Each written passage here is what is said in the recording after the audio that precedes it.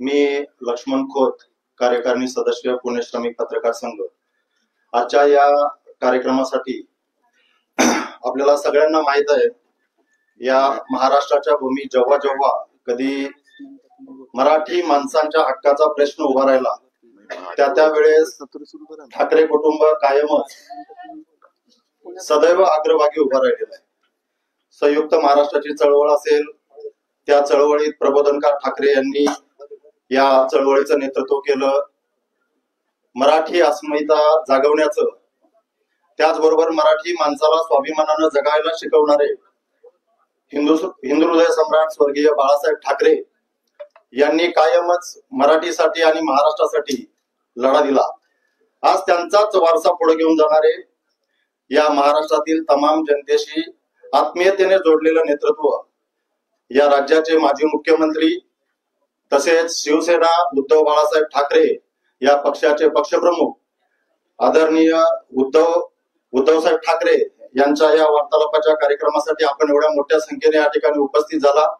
मी सुरुवातीलाच आपल्या सर्वांचं मनापासून स्वागत करतो आणि कार्यक्रमाच्या सुरुवातीला पत्रकार संघाचे अध्यक्ष ब्रिजमोहन पाटील आणि सरचिटणीस मंगेश फल्ले यांना विनंती करतो की त्यांनी आदरणीय उद्धवसाहेब ठाकरे यांचं स्वागत व सत्कार करावा।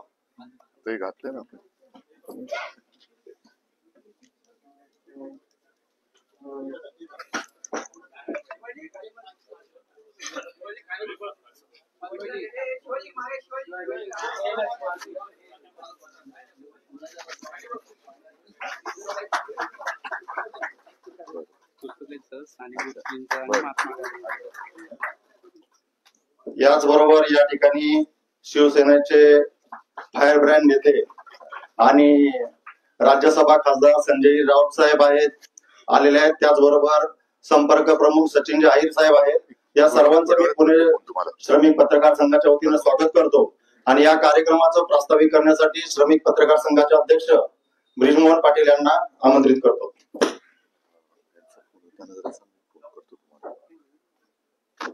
नमस्कार। पुणे श्रमिक पत्रकार संघातर्फे मी शिवसेना उद्धव बाळासाहेब ठाकरे पक्षाचे पक्षप्रमुख उद्धव ठाकरे साहेबांचे मी स्वागत करतो। खर तर शिवसेनेचे कार्यक्रम असताना अतिशय शॉर्ट टाइमवर ह्या पुणे श्रमिक पत्रकार संघासाठी उद्धव साहेब तुम्ही वेळ दिलात, याबद्दल मी खरं तुमचे खूप आभार मानतो। आणि खर तर ह्याच्यासाठी जेवढे जोरदार प्रयत्न आमचे होते तेवढे जोरदार प्रयत्न संजय राऊत सरांचे होते, अरुण निवेकर सरांचे होते, त्यांचा मी खूप आभार मानतो। कारण की ठाकरे ब्रँड जेव्हा पुण्यामध्ये येतात तेव्हा ते पत्रकारांशी बोलले पाहिजेत असे पत्रकारांची मनोमन इच्छा असते, ते पत्रकार संघात यावात अशी त्यांची पण इच्छा असते। तर ती इच्छा कुठेतरी आज 13 वर्षांनंतर जवळपास आपली पूर्ण होतीये। उद्धव साहेब, मी तुम्हाला एक आठवण सांगू इच्छितो की पत्रकार संघातर्फे एक फोटोग्राफीवरचं एक पुस्तक तयार केलेलं होतं, त्याचं प्रकाशन तुमच्या हस्ते झालेलं होतं आणि तेव्हा तुम्ही त्या कार्यक्रमात सूचना केली होती की तुम्ही फक्त पुस्तकावर थांबू नका, तर तुम्ही फोटोग्राफीचा क्लास चालू करा। तर त्याच्यासाठी तुम्ही ह्याच हॉलमध्ये आलेला होता फोटोग्राफीच्या क्लासचं उद्घाटन करण्यासाठी। त्याच्यानंतर तुम्ही आज पुन्हा इथे आलेले आहात, तर हा एक आमच्यासाठी खूप एक चांगला क्षण आहे। आणि तेव्हा जे फोटोग्राफीचा क्लासचं जेव्हा उद्घाटन होतं तेव्हा मी कार्यकारिणीचा सदस्य होतो, तेव्हा मी तुमचे कार्यक्रम विसरून पाहिलेला होता आणि त्या कार्यक्रमात एक विचित्र आट टाकलेली होती, मजेशीर आट होती, राजकीय प्रश्न विचारायचे नाहीत पत्रकारांनी। आणि तेव्हा एक वेगळे प्रश्न खूप आले, एक छान संवाद तेव्हा बिगर राजकीय संवाद या पत्रकार संघाच्या हॉलमध्ये रंगलेला होता। एक चांगली पर्वणी आम्हाला पत्रकारांसाठी उपलब्ध झालेली होती। पुणे श्रमिक पत्रकार संघ ही 85 वर्ष जुनी पत्रकारांची संघटना आहे। आमच्या जवळपास 425 मेंबर आहेत। आम्ही पत्रकारांचे स्किल डेव्हलपमेंटवर काम करतो, त्यांच्या सुरक्षेसाठी काम करतो आणि आरोग्यावर आमचा त्यांचा भर असतो। आरोग्य शिबिर असतात, त्यांची मेडिक्लेमची योजना आहे, आता एआयचा जमा येतात त्याचे प्रशिक्षण असतात, अशा वेगवेगळ्या गोष्टी आमच्या इथून सुरू असतात, काहीतरी उपक्रम सुरू असतात। आणि त्यात महत्वाचा एक भाग असतो तो म्हणजे वार्तालापाचा कार्यक्रम, जो की देशातल्या राज्यातल्या प्रमुख नेत्यांसोबत त्यांच्याशी वैयक्तिक संवाद साधता यावा, त्यांच्या विचारांची देवाणघेवाण करता यावी, यासाठी हा वार्तालाप आयोजित केला जातो। त्यानिमित्त आपण इथे आलात याचा आम्हाला खूप आनंद आहे। खर तर तुम्ही मुख्यमंत्री असताना अतिशय चांगल्या पद्धतीने काम केलेलं आहे, पत्रकारांनी पण जो पाहिलेला आहे। कोविड सारख्या महामारीच्या काळात अजूनही लोक आठवण करतात की उद्धव ठाकरेंनी अतिशय चांगलं काम केलं। ही एक म्हणजे लोकांच्या कायम ती स्मरणात राहिलेली भावना आहे. ह्याचा एक मला फार आनंद वाटतो. आणि पूर्वश्रेणीचा मी सामनाचा एक कर्मचारी आहे. तर त्याचा एक ती सगळी म्हणजे मला आठवणी तुमच्या मला सगळ्या त्या रिकॉल होत आहेत. तुमचे पश्चिम महाराष्ट्रातले दौरे मला संधी कव्हर करायची, ऑफिसकडनं संधी मिळायची, ती एक वेगळी मजा असायची. त्याचा उपयोग आता मला पुढच्या माझ्या पत्रकारितेमध्ये नक्कीच होतो. म्हणजे सामनामध्ये जे छापून होतं ते गॅजेट होतं. अर्थाचा अनर्थ झाला तर त्याची किंमत ही शिवसेनेला मोजावी लागते. अशा काळात काय लिहिलं पाहिजे किंवा काय टाळलं पाहिजे, नेमका तुमच्या बोलण्याचा अर्थ काय, हे मला तुमच्या हे सामनाकडनं मला कळालं. पण हे माझ्या पुढच्या भवितव्यात पण मला पत्रकारिता करताना मला तो अर्थ समजून घेताना, उगवून घेताना फार फायदा होतो. त्या सामनाचा श्रेय असं मी तर आवर्जून उल्लेख करतो. मी माझं प्रास्ताविक जास्त लांबत नाही साहेब. तुम्ही तिथेच बसून आमच्याशी एक 10-15 मिनिटं मनोगत व्यक्त करावं आणि त्याच्यानंतर प्रश्नोत्तर होतील. आणि मी हे प्रकर्षाने सांगतोय, प्रश्न हे फक्त जे पत्रकार संघाचे सभासद आहेत त्यांनीच विचारावेत, बाहेरच्या अन्य कोणीही प्रश्न विचारू नयेत, माझी तुम्हाला एवढी विनंती आहे. धन्यवाद. मी ओळखतो साहेब त्यांना. प्रश्नांवर कळेल. बर, आता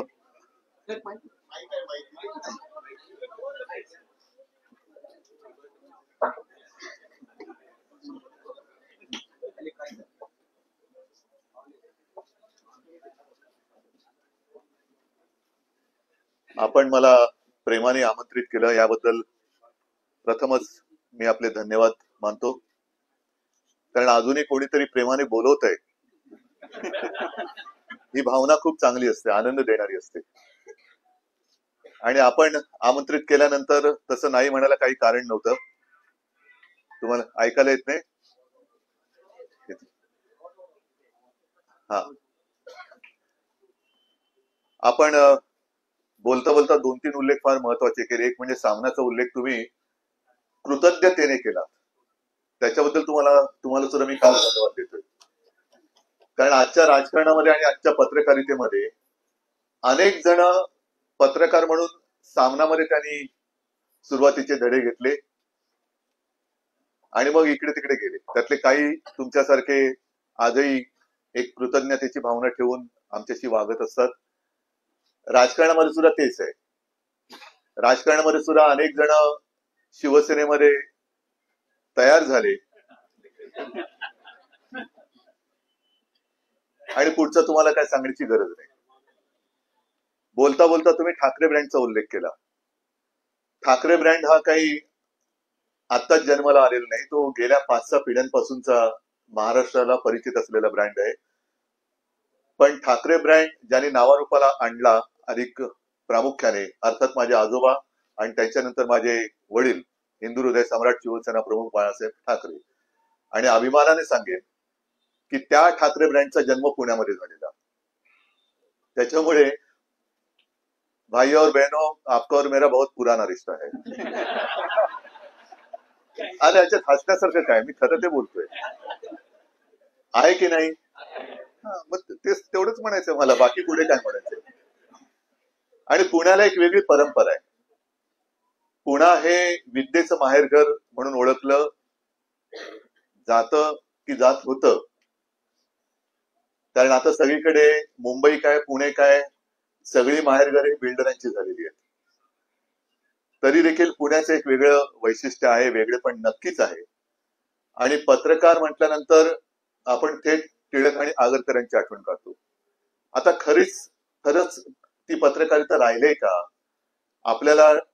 तसं मी पत्रकारितेवरती बोलू शकतो, कारण नाही म्हटलं तरी मी सुद्धा सामन्याचा संपादक आहेच, कार्यकारी संपादक समोर बसलेत, आमचे निगवेकर वगैरे सगळे इथले आहेतच. पण म्हणून मी एक थोडस बोलू शकतो. तर आपल्याला तो अधिकार राहिलाय का आपण तो गमावलेला आहे? कारण जेव्हा जेव्हा आपण पत्रकारितेचा उल्लेख करतो तेव्हा टिळक आणि आगरकर, पण त्यांच्याकडनं आपण काय घेतलेलं आहे? आज आपली ताकद आहे का सरकारला की तुमचं डोकं ठिकाणावर आहे का, हे आपल्या सरकारला विचारण्याची ताकद आणि हिंमत आपण ठेवले का हरवून बसलेलो आहोत? काल परवाचा जो दसरा मेळावा झाला शिवसेनेचा, अभूतपूर्व झाला. हे मी तुम्हाला सांगण्याची गरज नाही. अभूतपूर्व हे केवळ माझं श्रेय नाही, तर कोसळणाऱ्या पावसामध्ये शिवाजी पार्क, एकतर शिवाजी पार्कमध्ये तळ झालं होतं आणि त्याही चिखलात केवळ मुंबईतलाच नव्हे तर महाराष्ट्राच्या कानाकोपऱ्यातनं शिवसैनिक आला होता. वयोवृद्ध पण आले होते, महिला पण आल्या होत्या, आबालवृद्ध आले होते, स्वतःची चटणी भाकरी घेऊन आले होते. पण आपल्याकडे बिर्याणी वगैरेची अशी काही सोय नाहीये.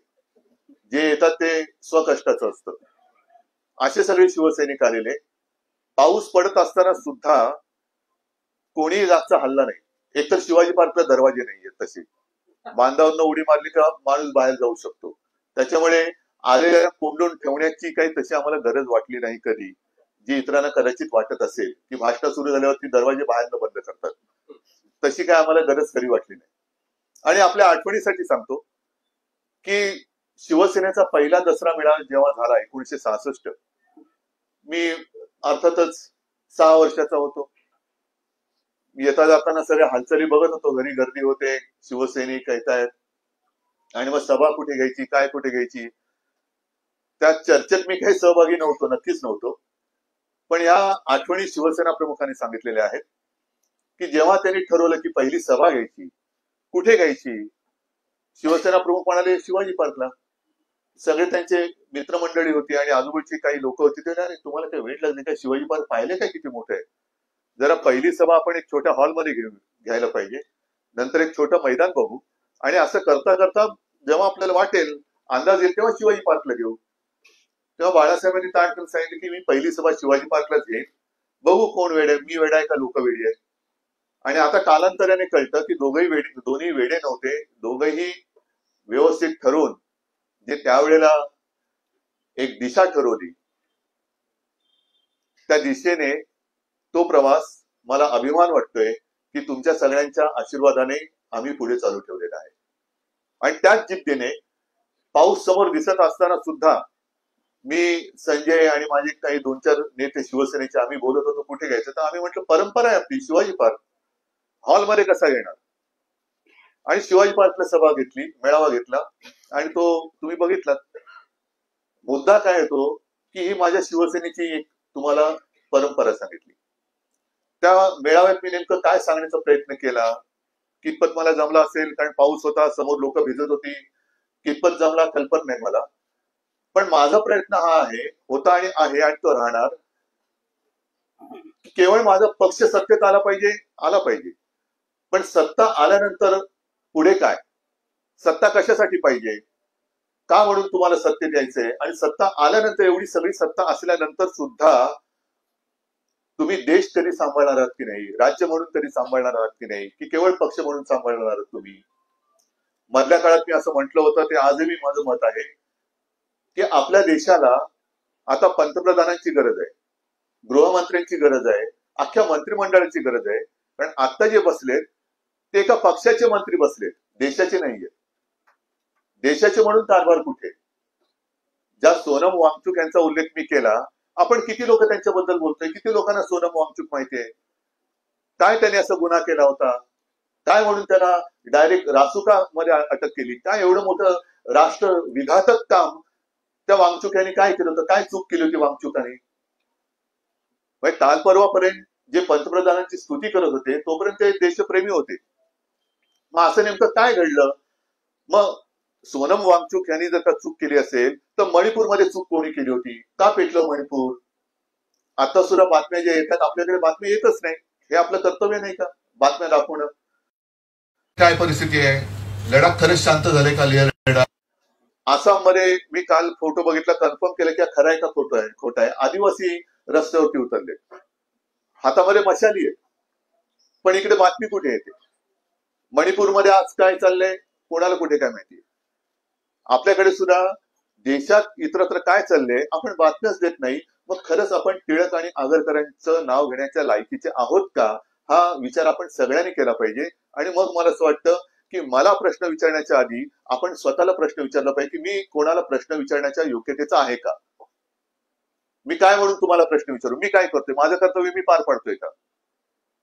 आणि ते जर पाडणार नसाल तर तुम्ही मला काय म्हणून प्रश्न विचारणार. मी माझ्या परीने काम करण्याचा प्रयत्न करतोय आणि तो करत राहणार. कारण त्याला आमची घराण्याची म्हणा किंवा घराण्याची परंपरा म्हणा, जे समोर दिसतंय, जिथे जिथे अन्याय दिसेल त्या अन्यायाला लाथ मार हे माझ्या आजोबांनी शिकवलेलं ब्रीदवाक्य माझ्या वडिलांनी ते आयुष्यभर पाळलं, तेच घेऊन मी पुढे चाललोय आहे. म्हणजे अगदी काही फुटबॉलपटू होण्याची गरज नाहीये की जिकडे तिकडे लाथ मारत फिर, पण अन्याय दिसेल तिकडे ढोंगाला लाथ मारणं हे आमचं कामच आहे. आणि म्हणून मग मी हिंदुत्व म्हणजे काय, देशप्रेम म्हणजे काय, या सगळ्या गोष्टीचा एक थोडक्यामध्ये परवा उल्लेख करण्याचा प्रयत्न केला की आमच्या अंगावरती जेव्हा येतात की लोक की तुम्ही हिंदुत्व सोडलं का, अरे बाबा तुमच्या वंशावळीमध्ये बघा ना कोणी कोणी काय काय सोडले. मग मी असं म्हणू का, म्हणजे आता थोडं याच्यात अर्थातच मला तुम्ही बोलवलं एका पक्षाचा प्रमुख म्हणून का फोटोग्राफर म्हणून, नाही तर मग माझं विषयांतर होईल. तर पक्षाचा प्रमुख म्हणून बोलवलं असाल तर मग माझे थोडे विषय तुम्हाला सांगितले पाहिजेत की जेव्हा आम्ही भाजपच्या सोबत होतो तेव्हा आम्ही कडवट हिंदुत्ववादी होतो आणि भाजपला आम्ही सोडलं म्हणजे काय हिंदुत्व सोडलं का? आणि मग आम्ही केवळ भाजपला सोडलं म्हणून हिंदुत्व सोडलं असेल तर मग म्हणून मी परवा जी काय उदाहरणं दिली की मोहनजी भागवत, मला त्यांच्याबद्दल आक्षेप नाहीये, पण मला त्यांना हा प्रश्न विचारायचा आहे की 100 वर्ष संघाची पूर्ण झाल्यानंतर तुम्ही 100 वर्ष ज्या संघाच्या पिढ्या ज्यांनी खस्ता खाल्ल्या, खपल्या, अनेक काही कष्ट घेतले असतील, त्या कष्टाला आज जी काही फळं लागलेत, विषारी फळं, हेच तुमचं 100 वर्षाचं फलित आहे का? कारण स्वतः मोहन भागवत हे मशिदीत जातात, त्यांना त्यांचं ते सर्वोच्च नेते त्यांनी राष्ट्रपिता म्हटलेलं आहे. त्याच्यानंतर थांबा रे, या चॅनलवरनं बघा ना तुम्ही. त्याच्यानंतर भारतीय जनता पक्ष अल्पसंख्याकांना आता सदस्य करून घेते, कधी सौगाते मोदी वाटतायत. आम्ही काँग्रेस बरोबर गेलो म्हणून हिंदुत्व सोडलं, सौगाते नेहरू कधी पाहिलं का तुम्ही? सौगाते इंदिरा गांधी कधी ऐकले का तुम्ही? मग सौगाते मोदी वाटणारे हे हिंदू कसे? पाकिस्तान बरोबर जोपर्यंत पाकिस्तान आतंकवाद इथला थांबवत नाही तोपर्यंत पाकिस्तानशी कोणतेही संबंध ठेवू नका, हे जे शिवसेना प्रमुखांनी सांगितलं तेच आम्ही परत परत सांगतोय. आणि तरी देखील म्हणजे हे भारतीय जनता पक्षानेच सांगितलं की पहलगाम मध्ये जो हल्ला झाला त्या हल्ल्यात धर्म विचारून गोळ्या घातल्या गेल्या.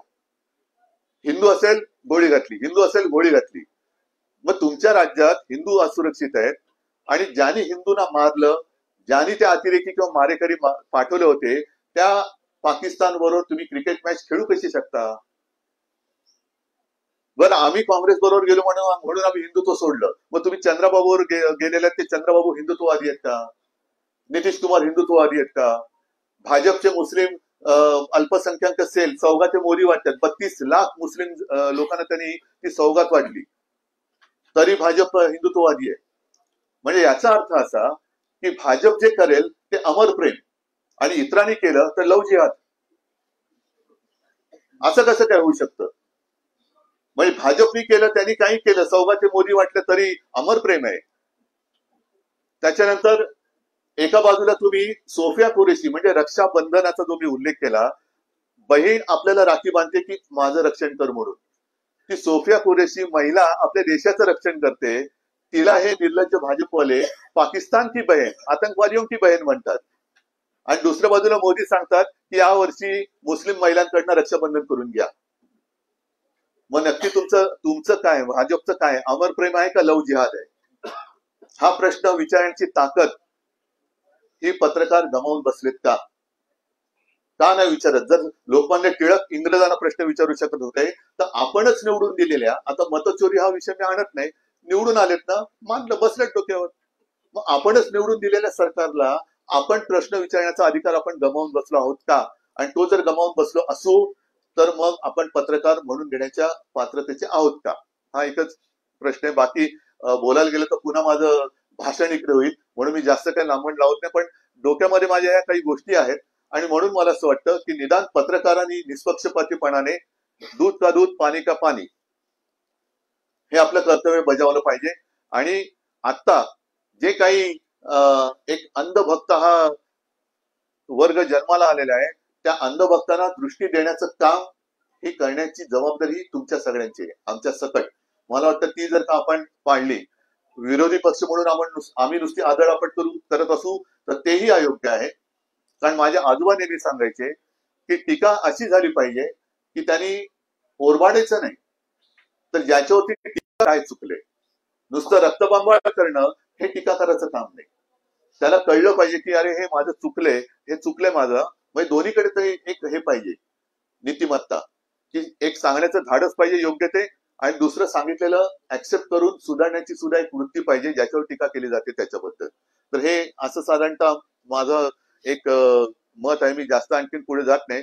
तुमचे प्रश्न विचारा, मी उत्तर द्यायचा प्रयत्न करतो. हरीशजी बरोबर आहे ना? तेव्हाच साहेबांचं हिंदुत्व आणि अभिजित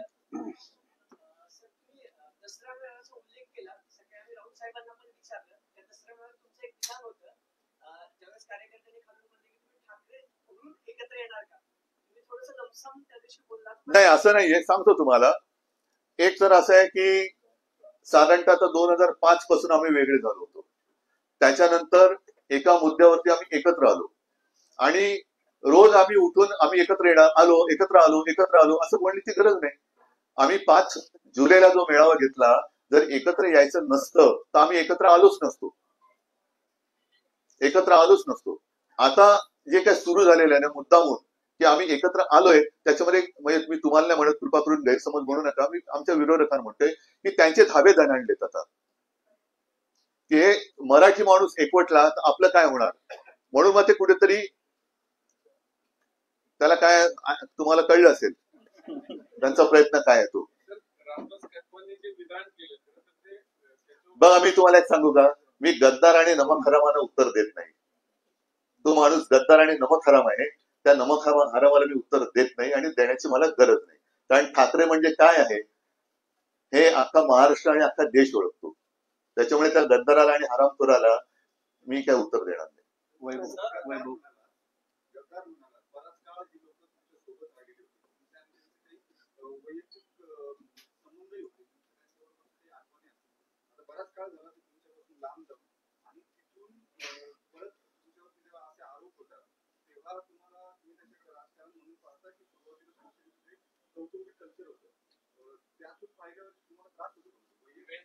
त्रास आणि वेदना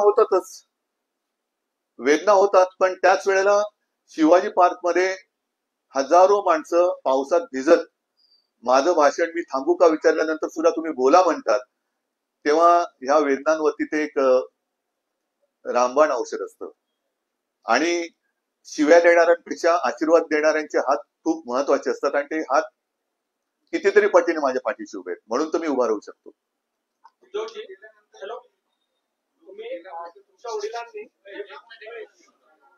थांबा एकदम. हा, वडील बोला.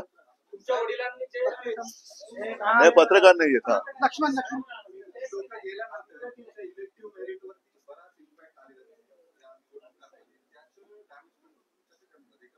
नाही, इलेक्टिव्ह मेरिट कशावरती असतं? बरोबर आहे, पण ते कशावरती, काय काय करावं लागतं त्यासाठी? निशाणी लागते ना. मग जर जिकडे ज्यांनी माझा पक्ष चोरला, निशाणी चोरली, वडील चोरले, त्यांचं कसलं मेरिट आलंय? त्यांचं कसलं मेरिट आहे? खरं म्हणजे हा अन्याय आहे. एखाद्या, मला मी स्पष्टपणाने जाहीर सभेत बोलले, ते आज सुद्धा बोलतो, की निवडणूक आयोगाला कोणत्याही पक्षाचं नाव उचलून दुसऱ्याला देण्याचा अधिकार नाही, आणि तो मी मानू शकत नाही, मी मानत नाही. त्याच्यामुळे माझा पक्ष हा शिवसेनाच आहे, शिवसेनाच होता आणि शिवसेनाच राहील. नाहीतर मी निवडणूक आयोगाचं आयुक्ताचं नाव हे धोंड्या ठेवलं होतं. आता तो धोंड्या गेला, कुठे गेला तो मला माहित नाही, पण आता नवीन गोट्या आला असेल तर त्याचं नाव मी गोट्या ठेवेन. कारण तो माझ्या पक्षाचं नाव बदलू शकत नाही. माझ्या पक्षाचं नाव माझ्या आजोबाने आणि वडिलांनी ठेवलेलं आहे. निवडणूक आयुक्त तेव्हा जन्माला पण आले नसतील हे आत्ताचे.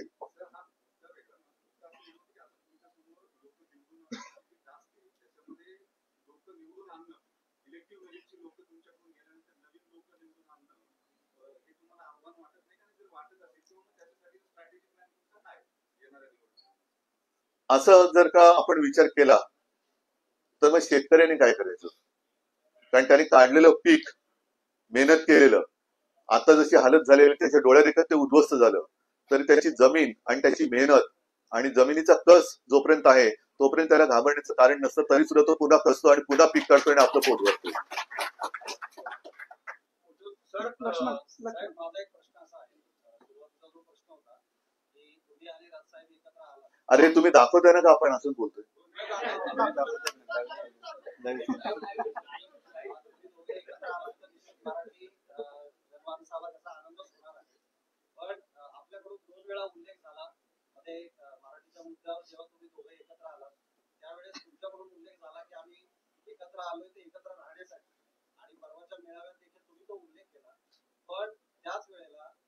ठाकरे यांच्याकडून मात्र ह्या बाबतीतला कुठलाही उल्लेख स्पष्टपणाने होताना दिसत पण तो त्या दिवशी भाषण करतच नव्हता. नाही, पण इतर वेळेस सुद्धा म्हणजे पण हो थांबा ना, तुम्ही आता अजून निवडणूक नाही जाहीर झालेली, त्याच्यानंतर आमच्या 2-3 वेळा भेटी पण झालेल्या आहेत, तर काही गोष्टी व्यवस्थित करू द्या ना.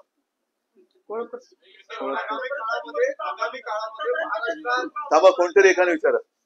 आतापर्यंतच्या निवडणुका महाविकास आघाडी म्हणून लढवल्या, महापालिकेच्या निवडणुका आघाडी म्हणून लढवणार का किंवा त्यात कोणी ऍडिशनल डिव्हिजन होणार? हा प्रश्न तिन्ही पक्षांनी मिळून सोडवायला पाहिजे, कारण लोकसभा आणि विधानसभा आम्ही महाविकास आघाडी म्हणून लढलो. आता मी सुद्धा म्हणजे शिवसेनेने पण, काँग्रेसने पण आणि राष्ट्रवादीने पण महाविकास आघाडी म्हणून लढायला काहीच हरकत नाहीये. मात्र त्या व्यतिरिक्त, कारण आमची आघाडी आहे, जसं शिवसेना आणि भारतीय जनता पक्षाची होती युती, तशी आमची आघाडी आहे. तिन्ही पक्षांना त्यांचा निर्णय घेण्याचं स्वातंत्र्य आहे. तिन्ही पक्षांना जर वाटलं आघाडी म्हणून लढायचं, लढू शकतो. समजा कोणाला वाटलं की नाही आम्हाला वेगळं लढायचंय, तसं ती जेव्हा निवडणूक जाहीर होईल तेव्हा त्याच्याबद्दल आमची चर्चा होईल. आणि साहजिकच आहे, स्थानिक पातळीवरच्या निवडणुका आहेत, त्याच्यामुळे स्थानिक आमचं जे काही युनिट असेल प्रत्येक पक्षाचं, त्यांना विश्वासात घेऊन हा निर्णय घेतला जाईल. आगामी काळामध्ये महाराष्ट्रात स्थानिक स्वराज्य संस्थांच्या निवडणुका आहेत. शिवसेना म्हटलं की कायम भावनिक राजकारणाचा विषय हा पुढे येत असतो. तर या पुढच्या काळात महाराष्ट्रासाठी स्थानिक स्वराज्य संस्थांच्या निवडणुकांसाठी तुमचा काय अजेंडाचा काय असू शकेल? भावनिक म्हणजे काय नेमकं? शेतकऱ्यांना कर्जमुक्ती करणं हा भावनिक प्रश्न आहे. शेतकऱ्यांना 50,000 रुपये हेक्टरी नुकसान भरपाई द्या हा भावनिक विषय आहे, की आत्ताची जी वस्तुस्थिती आहे त्याला आवश्यक विषय. नोकऱ्या मिळाल्या पाहिजेत, भूमिपुत्रांना नोकऱ्या मिळाल्या पाहिजेत, शिक्षण मिळालं पाहिजे, त्यांचा विकास झाला पाहिजे, हा भावनिक प्रश्न आहे का जीवनावश्यक प्रश्न आहे? त्याच्यामुळे मला नाही वाटत असं भावनिक. हा, ज्या पद्धतीने आता दरवेळेला भाजपा करतं त्याला तुम्ही तो भावनिक म्हणू शकाल, कारण कामाचा नन्नाचा पाडा आहे, त्याच्यामुळे मग ते हिंदू मुस्लिम हा त्यांचा विषय झाला. हा प्रश्न विचारण्याचा उद्देश असा होता की सध्याचं राजकारण म्हणलं की आरोप प्रत्यारोप सातत्याने होत आहेत आणि त्याच्यात विकासाचा मुद्दा हा कुठं पाठीमागं पडतो. तर विकासाच्या मुद्द्यावर स्थानिक स्वराज्य संस्थांची निवडणूक लढवली जाऊ शकते का? नक्कीच, आणि त्याच्यावरती ती जायला पाहिजे. जसं मुंबई महापालिकेमध्ये मी अभिमानाने सांगेन की 25 वर्ष म्हणजे आता विसर्जित झाली महापालिका, तोपर्यंत सलग 25 वर्ष शिवसेना आणि भाजपा, तेव्हा एकेकाळी भाजपा आमच्या सोबत होती, आमच्याकडे असताना आम्ही तिकडे शाळांचा दर्जा सुधारला, पाण्यासाठी सुद्धा पाणी वाढवलं. त्याच्यानंतर सगळ्यात मोठा विषय ज्याचं श्रेय ते घ्यायचा त्यांनी प्रयत्न केला पण त्यांनी ते जमलं नाही, तो म्हणजे कोस्टल रोड. त्याच्यानंतर जिजामाता उद्यान असेल, शाळा असतील, हॉस्पिटल्स असतील, अनेक गोष्टी आम्ही मुंबईमध्ये केल्या, उद्यानं दिली, खूप गोष्टी केल्या मुंबईमध्ये. हा विकासच केला आम्ही. केली नव्हती, आम्ही करू इच्छित होतो.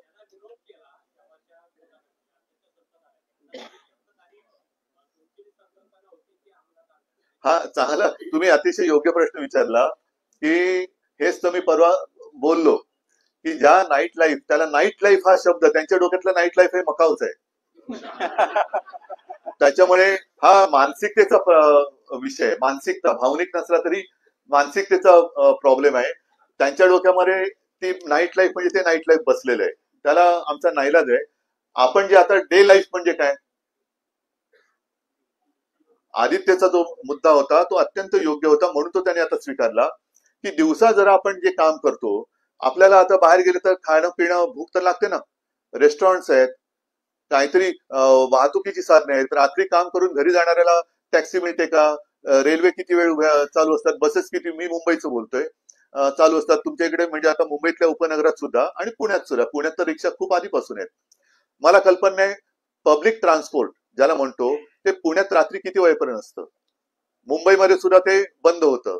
तर ते जे आहे त्याला नाईट लाईफ हा शब्द वापरला होता. तो शब्द घेऊन हे भाजपवाले कमरेचं सोडून डोक्याला गुंडाळून त्यांनी तो जो काय सगळं नाईट लाईफ दाखवलं ते भयानक होतं. आणि आता तोच मुद्दा घेऊन ते पुढे चाललेले आहेत.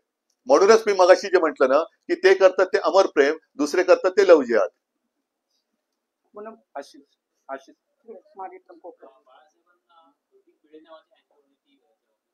हो मला माहिती आहे.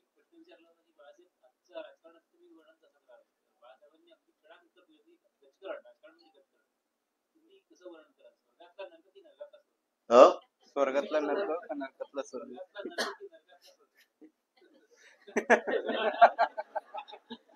मी तुम्हाला खरं सांगू का, आपला देश आता स्वर्ग म्हणजे लगेच कोणी वरती जाण्याची काय करू नये, पण आपला देश हा खूप चांगला आहे, खूप सुंदर आहे. आपल्या देशाची एक संस्कृती आहे.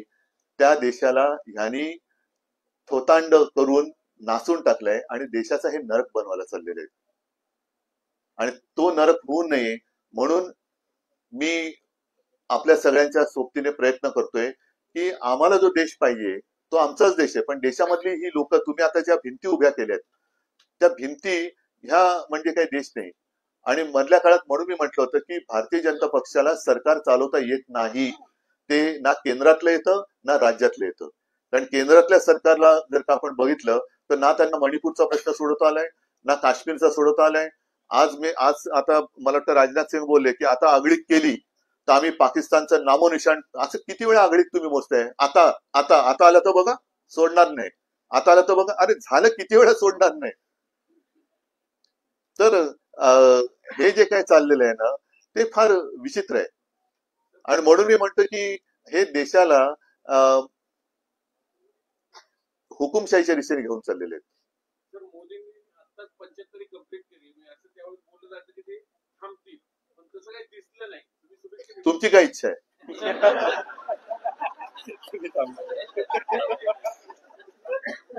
तुमच्या प्रश्नाचा उद्देश मला कळला नाही. मी दिल्या ना. मला वाटतं का त्यांनी थांबावं? मी ते तुम्ही नाही ऐका ऐका ऐका ऐका मी आता मधल्या काळात परत एकदा ना 1-2-3 एपिसोड कोण बनेगा करोडपतीचे पाहिले जरा मुद्दाम होते, कारण खूप चांगले आहे. आणि त्याच्यामध्ये 3 गोष्टी असतात. एक असतो तो पब्लिक पोल, कसं आपका समय सुरू होत आहे अब, आणि मग तुमचं जे मत येईल ना ते माझं मत आहे.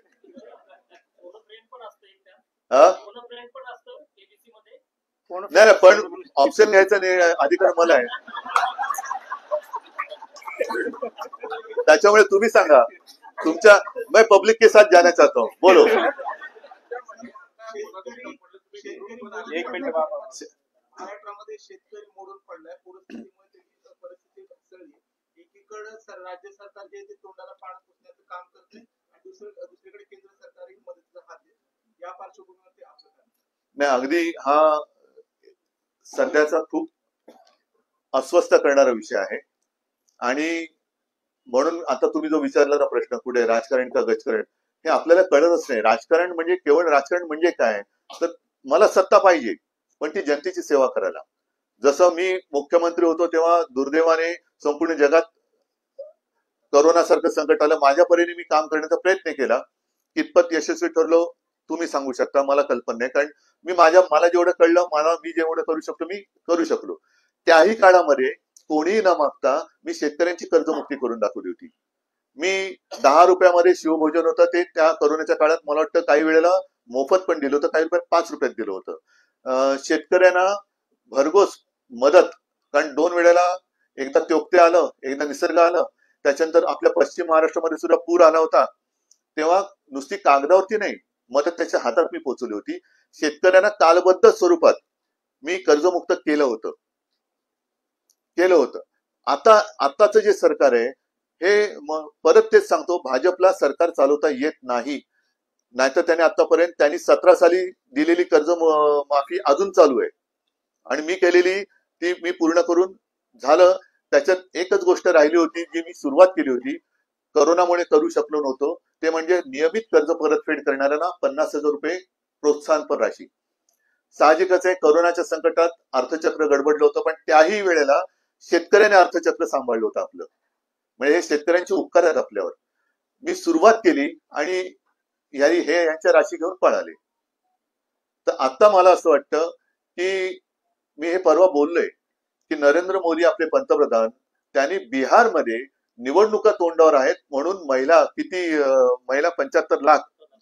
75 लाख महिलांच्या अकाउंटमध्ये 10,000 रुपये हे केंद्रातनं टाकलेत. कुठे आला होता प्रस्ताव? म्हणजे मी बिहारला देण्याबद्दल माझी पोटदुखी नाहीये, पण अडचणीत असणाऱ्या लोकांना तुम्ही अडचणीत आहात म्हणून तुम्ही मदत करताय. जनता अडचणीत असताना मदत करणारं सरकार आम्हाला पाहिजे. सरकार अडचणीत यायला पाहिजे किंवा सरकार अडचणीत आहे म्हणून मदत करणारं सरकार नको आहे आम्हाला. साहेब, एक पुण्याच्या संदर्भात बाबा थांबा ना. मिनिट बाबा. पुण्याच्या संदर्भातलं आहे. आपण मुंबईच्या विकासाची उदाहरणं दिली साहेब. मला पुण्याच्या सद्य परिस्थितीबद्दल तशी कमी माहिती मी प्रामाणिकपणे सांगतो. नाही साहेब, मी आधीच संजय राऊत बोललो होतो. नाही ठीक आहे. मुंबई सारख्या महानगरीचा आपण पाहिले 25 वर्ष सलग UDCPR मुळे पुण्यातल्या सगळ्या पायाभूत सुविधांवर ताण यायला लागला. आपल्याच सरकारच्या काळात UDCPR ला मंजुरी मिळाली होती. अगदी 6-7-9 मीटरच्या रस्त्यांवर टोलेजंग इमारती उभ्या राहत आहेत. पाण्याचा प्रश्न गंभीर होणार आहे.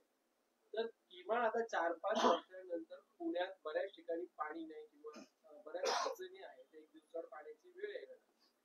तर हा विकास जो त्या दिशेने चाललाय की मुंबई नगरीच्या दिशेने की जो चाललाय, तर त्याच्याबद्दल त्याचा रिव्ह्यू किंवा पुन्हा घ्यावा. नाही, एकूणच आहे ना, मला असं वाटतं प्रामाणिकपणाने, ज्याला एक आपल्या मराठीत शब्द आहे सिंहावलोकन.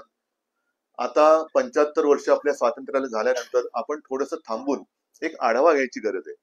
ज्याला आपण विकास म्हणतो तो खरंच विकास आहे का विनाशाकडे चाललो आपण. एक साधं उदाहरण तुम्हाला देतो. मुंबईच मी परत उदाहरण देईन की मुंबईमध्ये आज देखील 24/7 ज्याला म्हणतो तसं पाणी देऊ शकत नाही, कारण लोकसंख्या आणि पाणी यांचं प्रमाण हे व्यस्त आहे. त्याच्यासाठी आणखीन पाण्याची गरज ही लागते आणि म्हणून 2 मोठे तलाव, गारगाई आणि पिंजाळ, हे आम्ही बांधू असं वचन मी माझ्याही महापालिकेच्या निवडणुकीच्या वचननाम्यात दिलेलं होतं आहे. आणि मी मुख्यमंत्री झाल्यानंतर मी म्हटलं अरे ते आता आपण पूर्ण केलं पाहिजे.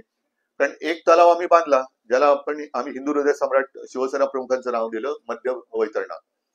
आणि मी जेव्हा प्रेझेंटेशन घेतलं तेव्हा माझ्या लक्षात आलं की हे तलाव करण्यासाठी किमान 5 ते 6 लाख झाडं ही मारावी लागणार, म्हणजे जंगल कापलं जाणार.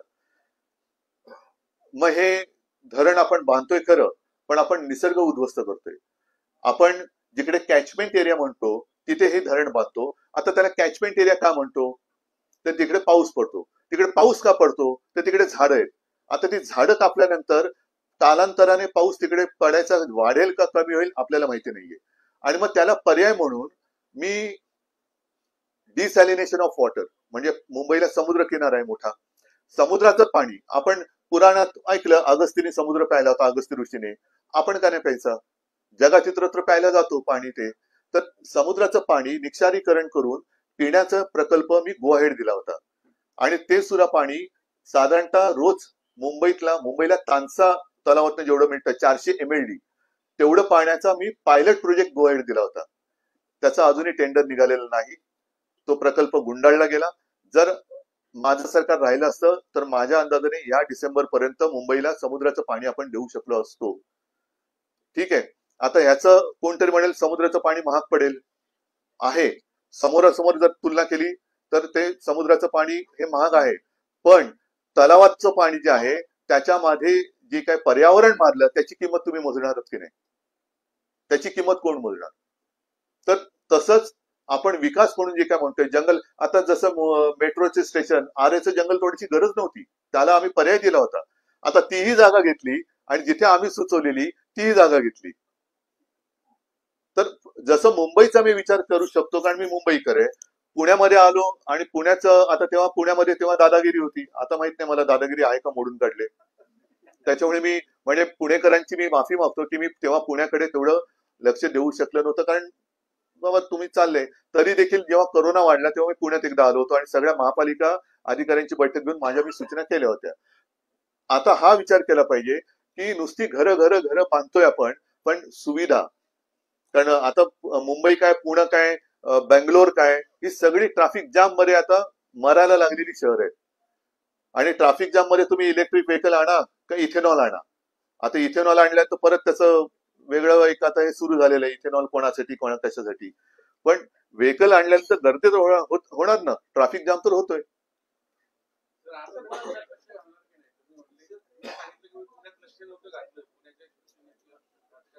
आज बऱ्याच वर्षानंतर तुम्ही मला बोलवलेलं आहे. असं जर का बोलवायला लागणार तर मी पुण्यात नक्की लक्ष घालेन प्रेमाने. फिरा. महापालिकेची तुम्ही आता महापालिकेची निवडणूक आली मुंबई शहराकडे जसं लक्ष आहे तसं पुण्यामध्ये शिवसेनेची ताकद दिसत नाही. शिवसेनेची ताकद आहे, पण मी तुम्हाला म्हटलं तसं की आतापर्यंत आम्ही युती आणि आघाडीचे बळी ठरलो. त्यावेळेला सुद्धा युती म्हणून आम्ही पुण्याकडे दुर्लक्ष केलं. त्याच्याबद्दल मी सांगितलंच नाही, मी पुणेकरांची माफी मागतो. पण जर पुणेकरांना पाहिजे असेल तर पूर्ण ताकदीने मी शिवसेना इकडे काम करायला लागेल. पण हे पुणेकरांनी ठरवायचं. आणि तुम्ही जर का आता जसं म्हणाल की प्रेमाने बोलवलं, मी येईन पुण्यात. मी पुन्हा नाही, मी पुण्यात येईन. राहुल सर मुख्यमंत्र्यांनी शपथविधी झाल्यानंतर तिसऱ्या दिवशी असं बघतं की महाराष्ट्रातली राजकीय संस्कृती बिघडली आहे. कोण म्हणाल? विद्यमान मुख्यमंत्री जाहीरपणे म्हणाले की मला ती सुधारायची. मग घ्यायची नव्हती शपथ. माझं प्रश्न त्यांनी शपथ घेतली म्हणून बिघडली. स्पष्टीकरणानं असं म्हणणं आहे त्यांचं की राजकीय संस्कृती महाराष्ट्रातली जी बिघडली आहे, मला सुधारायची. विरोधात त्यांना मी काही अपेक्षा करतो. तुमचं हे जे राजकीय वातावरण महाराष्ट्रात दूषित झालं त्याच्यामध्ये संजय राऊत यांचा किती वाटा आहे असं तुम्हाला वाटतं? आणि विद्यमान मुख्यमंत्र्यांबद्दल तुमचा आग्रह. संजय राऊत सकाळी जे बोलतात ते जर मुख्यमंत्री ऐकतील आणि तसं वागतील तर त्यांना मदत होईल त्यांच्या हेतू साध्य करायला. आणि मुख्यमंत्र्यांबद्दल मी प्रामाणिकपणे बोलतो, याच्यात मी कुठेही आकसाने बोलत नाही. कारण मी कोणाला शत्रू नाही मानत. अगदी मोदीजींना सुद्धा मी शत्रू मानत नाही, कारण ती माझी संस्कृती नाही. ते मला कोण मानत असेल शत्रू तर तो त्यांचा मुद्दा आहे. देवेंद्र फडणवीसांना मी देखील आज केवळ विरोधक म्हणून बोलत नाही, पण आज देवेंद्र फडणवीस हे हतबल झालेले. कशासाठी हतबल आहेत मला कल्पना नाही. खरं तर 5वी बहुमत आहे. अनेक वर्षांनंतर एवढं बहुमतातलं सरकार आणि त्या सरकारचे मुख्यमंत्री ते आहेत. केंद्र सरकार त्यांच्या पाठीशी आहे. एवढं पाठबळ असलेला मुख्यमंत्री हतबलतेने का वागतायत हेच मला कळत नाही. याचं कारण असं की खुलेआम भ्रष्टाचार चाललाय. आम्ही गेल्या विधिमंडळाच्या अधिवेशनात पुराव्यानिशी काही मंत्र्यांची प्रकरणं उघडकीस आणली, पण त्याच्यावरती कारवाई करायला मुख्यमंत्री धजत नाही. कशी तुम्ही संस्कृती सुधारणार? महापालिकेच्या अधिकाऱ्यांना अटक होते, पण ज्यांच्या खोलीमध्ये पैशाच्या बॅगा दिसत आहेत त्यांना मुख्यमंत्री मंत्रिमंडळातून काढत नाहीत. ज्यांचे डान्स बार आहेत त्यांना काढत नाही. कसे मुख्यमंत्री सुधारणार संस्कृती? ड्रायव्हरच्या नावाने शेकडो एकर जमीन मिळते, दारूचे परवाने मिळतात. का सुधारत नाहीत मुख्यमंत्री संस्कृती?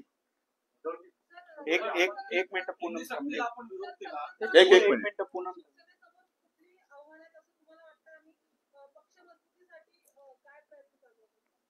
मी पक्ष मजबूती हा विषय माझा नक्कीच आहे पक्षप्रमुख म्हणून, पण त्याच्यापेक्षा राज्य आणि देश मजबूतीकडे माझा जास्त कल आहे. आणि आव्हान असं आहे की आता जो एक भ्रम निर्माण केला गेलेला आहे आणि धार्मिक तेढ, मी जे शिवसेना प्रमुखांनी शिकवलेलं, माझ्या आजोबांनी शिकवलेलं आहे, आम्ही हिंदू आहोतच. त्याच्यासाठी या भाजप किंवा कोणाकडनं सर्टिफिकेटची गरज नाही आम्हाला. त्यांच्या आधीपासून ठाकरे घराणं हे या धर्मासाठी, किंवा कारण माझे आजोबा हे समाज सुधारक होते, त्यांची ओळख काही मी करून देण्याची गरज नाही. ज्या काही भाकड समजुती आणि अंधश्रद्धा होत्या त्या दूर करण्यामध्ये त्यांचं मोठं योगदान आहे. त्याच्यामुळे सुधारणावादी हिंदुत्व हे आमचं हिंदुत्व आहे. त्याच्यामध्ये धर्म असेल, कोणाचा कोणताही धर्म असेल, पण राष्ट्रधर्म एक असलाच पाहिजे, हे आमचं हिंदुत्व आहे. आणि ते होताना दिसत नाही आहे.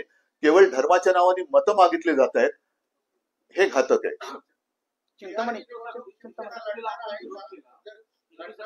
विरोध केला आता तरी मागे पडलेला, पण सरकारने जी समिती नेमली नरेंद्र जाधवांना मी तुमच्या सगळ्यांच्या समोर सांगते, कृपा करून आयुष्यातला मौल्यवान वेळ घालवू नका. कारण जे होणार नाही त्याच्या मागे तुम्ही कशाला वेळ घालवताय? निवडणुकीनंतर कदाचित नाही, होणारच नाही ना. त्याच्यामुळे नरेंद्र जाधव छान ते लेखक आहेत, त्यांनी छान साहित्य अजून निर्माण करावं. आणखीन काही अर्थतज्ञ आहेत ते, त्याच्यात आर्थिक काही सूचना कराव्या. पण जी गोष्ट होणारच नाहीये त्याच्यासाठी त्याने आयुष्य वाया घालू नये, असं माझं नरेंद्र जाधवांना एक जाहीर आवाहन म्हणजे विनंती आहे. शिवसेना बिहारमधील निवडणूक लढवणार आहे का? जर लढवणार असेल तर स्वतंत्र लढवणार आहे काँग्रेस? बिहारच्या युनिटशी आमचं बोलणं अजून झालेलं नाही. आणि तिकडे तुम्हाला माहिती आहे आधीच आता 10,000 रुपये वाटलेले आहेत. त्याच्यामुळे एक नक्की की उगाच कोणाच्या तरी तंगड्यात तंगड घालण्याचं काम आम्ही करणार नाही. त्यांनी एक मिनिट. नार्वेकर यांचा जो निकाल होता त्याबद्दल अच्छा, मला वाटलं हा सुनावणी चालू आहे. आणि दुसरा प्रश्न होता की नाही सॉरी, नार्वेकरांचं काय? नार्वेकरांच्या विरोधात जे तुम्ही सुप्रीम कोर्टात केलेला तो निकाल हो, केलेला आहे, त्याचा तुम्ही पाठपुरावा किती करणार? मला असं वाटतं की आता काय 2025 एक नजीकच्या काळात 2045-50 पर्यंत तरी निकाल लागेल. साहेब एक शेवटचा प्रश्न. शेवटचा प्रश्न. राजकारणात पाहावं असेल तर सगळे ऑप्शन बंद असतात, फक्त पण आपला फोनो फ्रेंडच चालू असतो. तर अशा अशी प्रसंग आला तर तुम्ही कुणाला फोन करा? त्याच्यावर एक पीठ हा सुद्धा एक ऑप्शन असतो. साहेब एक शेवटचा बचावे प्रश्न. एक प्रश्न होता. तेच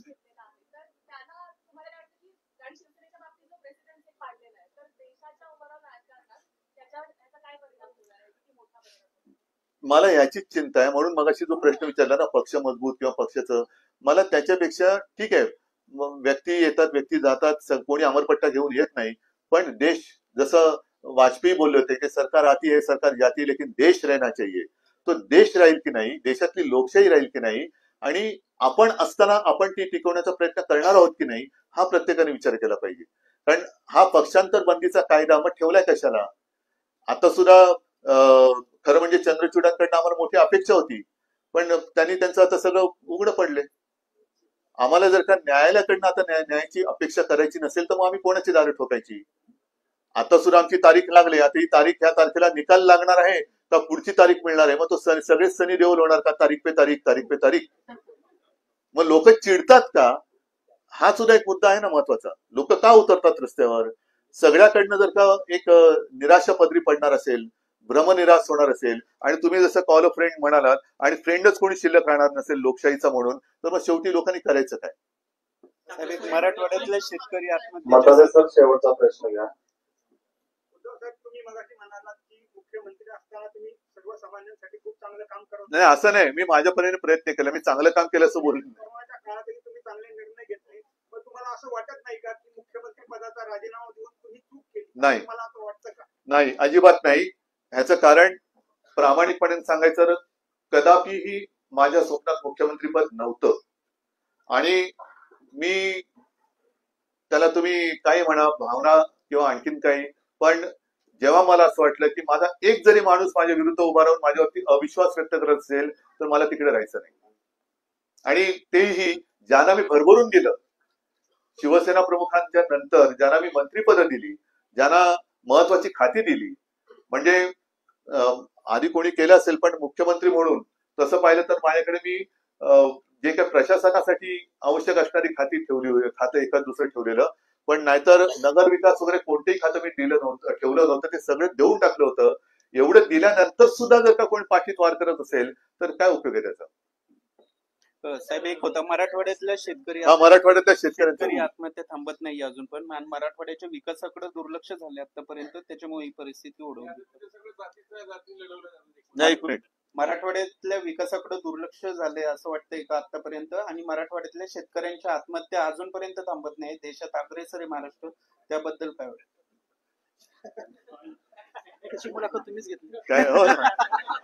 पण मी मुलाखत घेताना त्याने प्रश्नच मला विचारला नाही. हा खरं म्हणजे आता सगळ्यांनीच विचार करायचा मुद्दा आहे.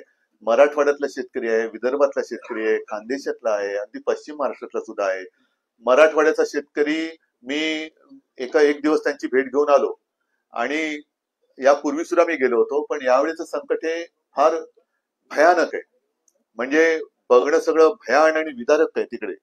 मी गेलो, दुसऱ्या तिसऱ्या दिवशी मी गेलो, गुडघाभर पाणी शेतामध्ये होतं, पीक सडून गेलं होतं, वास मारायला लागला होता ना. पीक विम्याचं काही, कारण त्याचे निकष एवढे विचित्र करून ठेवलेत की पीक विमा मिळणारच नाही किंवा तो द्यायचाच नाही, असे निकष केले गेलेत. त्याच्यानंतर पंचनामे, अजूनही केंद्राचं पथक काल परवापर्यंत आलेलं नव्हतं. केंद्राचं पथक आलेलं नव्हतं. त्याच्यानंतर ज्यांची घरं वाहून गेलेत त्यांच्या घरात पाणी 48 तास राहिलं पाहिजे, हा कुठला निकष आहे? आणि विकास म्हणजे नेमकं काय? आतापर्यंत अवर्षणग्रस्त हा मराठवाडा आपण धरत होतो. मी तिकडे काही वयोवृद्ध शेतकरी मला जे भेटले, साधारणतः 75-80च्या आसपासच्या असतील. आणि आता तुम्ही जो 75चा मगाशी प्रश्न विचारला, निवृत्त शेतकऱ्याला निवृत्ती नसते. तो 80 वर्षाचा झाला तरी आपल्यासाठी खपत असतो. आपल्याला म्हणजे तो मेहनत करतो, खपतो आणि आपल्यासाठी अन्नधान्य पिकवत असतो. तो बिचारा किती वयाचा झाला तरी कष्ट करत असतो, कष्ट उपसत असतो. आणि त्यांनी मला सांगितलं की असं संकट आम्ही आयुष्यात कधी पाहिलं नव्हतं, एवढी अतिवृष्टी आम्ही कधी पाहिलेली नव्हती. आपण त्याची आता कल्पना न करणाऱ्या गोष्टी घडायला लागल्या. आणि त्याला एक कारण जे आहे, नुसतं विकास म्हणून ज्या काही गोष्टी आपण साधायला बघतोय त्याच ह्याला मला वाटतं कारणीभूत होत आहे. म्हणजे आता सुद्धा मुंबईमध्ये आहे, ठीक आहे, जिकडे आवश्यक आहे तिकडे अंडरग्राऊंड आम्ही सुद्धा पाण्याच्या हे केलेले आहेत, जलवाहिन्या केलेल्या आहेत. काही ठिकाणी मेट्रो अंडरग्राऊंड केलेले आहेत. पुण्यात पण काही ठिकाणी झालं असेल. पण किती भगदाड पाडणार तुम्ही? शेवटी प्रत्येकाचं आयुष्य असतं, डोंगराला सुद्धा आयुष्य असतं. ज्या काही आता भूस्खलन वगैरे होतंय, लँडस्लाईड, तिकडे सुद्धा आता ते जोशीमठ तो खचून गेला. आणखीन सर कारण आपण विकास विकास विकास आता शेतकऱ्याला मदत आधी द्यायला पाहिजे का शक्तीपीठ महामार्ग केला पाहिजे? शक्तीपीठ महामार्गाची सुरुवातच 86,000 कोटीपासून होणार. म्हणजे तो पूर्ण होईपर्यंत 1.25 लाख 1.5 लाख कोटीपर्यंत तो सहज जाणार. कोणाच्या खिशात पैसे जाणार? बरं, आता तात्काळ त्याने शक्तीपीठाची गरज आहे का? म्हणजे काय झालेलं आहे की मुलाचा पहिला वाढदिवस असेल त्याला तुम्ही 75ची शाल देताय का? तो 75 वर्षाचं झाल्यावरती त्याला शाल उपयोगी पडेल. अरे पण थांब, त्याला आधी लंगोट तर दे. म्हणून तुम्ही जो प्रश्न विचारला ना, तर मराठवाड्याच्या शेतकऱ्याकडे आणि सगळ्याच शेतकऱ्यांकडे काय बघा, दुसरा एक प्रश्न असा आहे. आज या वेळेला मी गेलो, त्याचं पीक त्याच्या हातातनं गेलेलो. मुख्यतः तो सोयाबीनचा पट्टा आहे. सगळे शेतकरी रडत होते, हातामध्ये म्हणजे ते सगळे चिखलाने बिचारे माखलेले होते, हातात सगळं ते सडलेलं सोयाबीन घेऊन उभे होते. काय खर्च तो तसाच राहिला. पण गेल्या वर्षी त्याच्या हातात पीक होतं, गेल्या वर्षी पीक होतं ना. पण गेल्या वर्षी त्याचा प्रश्न होता आम्हाला हमी भाव काय. म्हणजे शेतकरी या दुहेरी संकटात आहे, सगळंच गेलं. तर ह्या सगळ्या गोष्टीकडे आणि जो काही दुजाभाव चालतो आपल्याकडे, मी कोणाचे विरोधात नाहीये. पण आता साखर सम्राट जे आहेत त्या साखर सम्राटांना भाजपात गेल्याबरोबर शेकडो कोटींची थक हमी मिळते. थक बाकी जरी असली त्यांच्या साखर कारखान्याच्या कर्जाची तरी सरकार हमी घेतं. आणि जर का त्या साखर कारखान्यांनी कर्ज परतफेड केली नाही तर सरकार ते पैसे भरतं. आणि शेतकरी जेव्हा बँकेत जातो तेव्हा त्याला त्याचं घरदार, जमीन, बायकोचं मंगळसूत्र, बैलजोडी सगळं दहाण टाकल्याशिवाय त्याला 5, 10, 15, 20,000 रुपये मिळत नाही. आणि यांना शेकडो कोटी रुपये मिळतात, त्याचे तुम्ही थक हमी घेता. हा जो काय प्रकार आहे ना, ह्याला कुठेतरी एक समानता आली पाहिजे. आणि मग आपण त्याच्यावरती बोलल्यानंतर मग विकास म्हणजे काय, विकास शेतकऱ्याचा करायचा असेल तर मला असं वाटतं की त्याला नुसता हमी भाव नाही तर हमखास भाव मिळेल अशी यंत्रणा निर्माण करण्याची गरज आहे. त्याला हमखास भाव मिळालाच पाहिजे. तो काही न करता तो काय मार्केट रिसर्च करतो का? आपल्याकडे आता आयफोन 16, 17, 18, 50, 51, 55 काय त्याच्यात फरक काहीच पडत नाहीये. पण आहे ना, मार्केट रिसर्च चालतो आणि काय केलं तर लोक त्याला घेतील. तसं आपण मार्केट रिसर्च करून काय पिकवलं गेलं पाहिजे अशा पद्धतीने शेतकऱ्यांना एकत्रित करून, ज्याला तुम्ही गटशेती म्हणा किंवा काही म्हणा, असं देऊन त्याला तसं बियाणं देणं, तसं त्याला सपोर्ट करणं आणि मार्केट उपलब्ध करून देणं, असं केलं तर मला वाटतं शेतकरी जगू शकेल. असं मला वाटतं. मला माहिती तुम्ही सहमत होईल की नाही. हॅलो, एक शेवटचा प्रश्न घेतो. शेवटचा मग थांबतो, मग परत येईल मी. परत बोलू आपण. परंतु आता साखर हंगाम सुरू होणार आहे तर शेतकऱ्यांकडूनच 15 रुपये ते सरकारकडे पैसे नाहीत का देण्यासाठी, म्हणून 5 रुपये 10 रुपये एक्स्ट्रा वाढवतात. आता काय मी काय उत्तर देऊ याच्यावर? म्हणजे हा पूरभार सरकार आता जसं जीएसटी कमी केला, बरोबर आहे, जीएसटी लावला कोणी होता? नेहरूने लावला होता ना. हा नाही, एक थांबा ना जरा, नेहरूने लावला होता का जीएसटी? म्हणजे म्हणजे त्यांनी 8 वर्ष 127 लाख कोटी रुपये लुटले, बरोबर आहे. आणि आता ते आपल्यावरती म्हणजे जीएसटी लावला तोही उत्सव आणि कमी केला तोही उत्सव. ठीक आहे, चला सगळ्यांना